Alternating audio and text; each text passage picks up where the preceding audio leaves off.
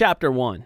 Biker Heaven. The year was 1968. LBJ was president and the world was in turmoil. War raged in Southeast Asia. Civil unrest raged in the streets of America, and the entire planet seemed to be holding its breath. When the 1-2 punch came, the world went down for the count and the dead rose from the graves. I was 3 years back from Vietnam, but all I cared about was drinking, hanging with my bros, and riding my scooter. My name is John Brown, but my bros call me Caveman. I grew up in the biker culture with my dad being one of the founding members of the Road Dogs. The Road Dogs is a local bike club here in Harlem Springs, Arizona that started in the 50s. My pops bought me my first bike, a Triumph Bonneville 650 when I was 16. I scrimped and saved, and a year later, I bought an old Panhead. When I turned 18, I prospected into the club, and I haven't looked back since. I took a short detour to Vietnam in 1965 to do my patriotic bit. When I came home, old Bud Hodgkin offered me my job back at the Glencoe station. I fell back into the lifestyle, riding with the club and hanging with my bros. I had finished putting a new set of tires on Mr. Peterson's Dodge. I was sitting in the office, eating my lunch, when the newscast came on the radio.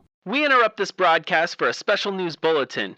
We are getting reports from a small town in Iowa. As strange as it may seem, they are saying that the dead are rising from the graves. They are attacking the population. They have a lust for human flesh. Several people died, but after they pass, they rise and join the ranks of the undead. There are reports of survivors hiding in a farmhouse on the outskirts of town. There are reports of similar incidents across the country. The authorities caution not to panic. They are stressing that the population stay in their homes. The military and police are on high alert and will respond to any zombie outbreak. Zombies. Yeah, right. A chill shot through me when I remembered the graveyard across the street. The front window to the office shattered, showering me with minute pieces of broken glass. Looking up, I stared into the cold, dead eyes of a walking corpse. I reached into the bottom desk drawer where I kept my Smith & Wesson .357 Magnum. My heart beat the shit out of my rib cage, and I almost dropped a load in my pants when I realized the gun wasn't there. Damn, I left my piece in my locker in the back, I said, jumping to my feet. I looked past the flesh-eating bastard trying to come through the window. I saw them coming out of the graveyard in droves. Their wild, feral growls echoed down the street. They dispersed, heading toward different parts of the city. A large group crossed the road and milled about in the station's parking lot. I stepped into the mechanics bay only to find it filled with slow-moving zombies. They moved toward me with their arms raised, looking like shit warmed over. Several had maggots crawling underneath their skin. The smell was almost enough to gag a skunk. They had my way blocked. They had both the way to the roll-up door to the outside and the way to the back room at the rear of the station where my locker was blocked. Slamming my fist into the face of the nearest zombie, I charged over to a workbench and grabbed a tire iron. Pulling a knife, I slashed with the knife and swung the tire iron, fighting my way toward the back room. Stabbing one zombie in the eye with my knife, I pulled the eye out of its socket with the tip of my blade. I drove the tire iron into the skull of another. Blood splattered all over my clothes, and I let out a few curses fighting my way toward the back of the station. I reached the door to the back room when one of the bastards bit me on my right arm. Searing hot pain shot through my arm, making me feel like it was on fire. I let out a scream,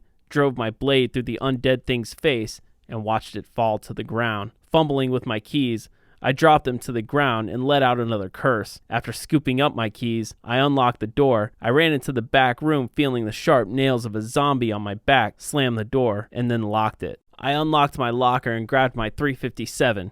I tucked it into the waistband of my jeans and then grabbed the bottle of Jack Daniels I kept sitting on the top shelf. Taking a pull on the whiskey bottle, I let out a sputter and then poured half the bottle into the zombie bite. "Damn, that hurts!" I yelled. Looking down at my arm, I noticed that the zombie had bitten me where my tattoo of a skeletal biker on a chopper was on my arm. The bite took a chunk of meat from my arm, taking away the biker's skull. Blood flowed from my arm and pooled up on the floor. Taking off my outer shirt, I wrapped it around my bloody arm, binding it up as best I could. "Oh God. Oh shit. I'm fucked," I yelled. Then the thought hit me. I'm trapped in here. But then I remembered the back window. Stacking up some boxes of auto parts, I climbed onto them. I busted out the back window and looked out into the alleyway. The alleyway looked clear, so I climbed out the window, jumped to the ground, and ran to the front of the station. Zombies filled the area around the gas pumps. They were slow movers, and I made it to the panhead before they noticed me. Jumping up into the air, I came down on the Kickstarter, but the bike wouldn't start. "Son of a bitch!"